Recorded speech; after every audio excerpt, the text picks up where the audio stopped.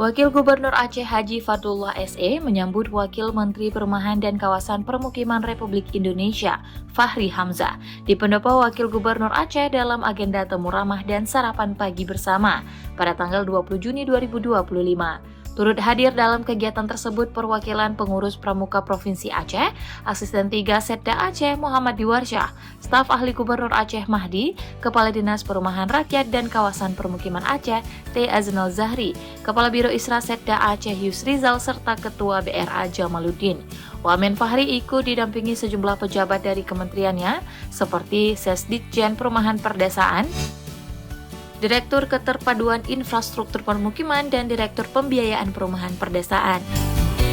Fadlullah mengatakan pertemuan dengan Wamen Fahri Hamzah juga menjadi momen silaturahmi sekaligus simbol harapan baru untuk memperkuat sinergi antara pemerintah daerah dan pemerintah pusat.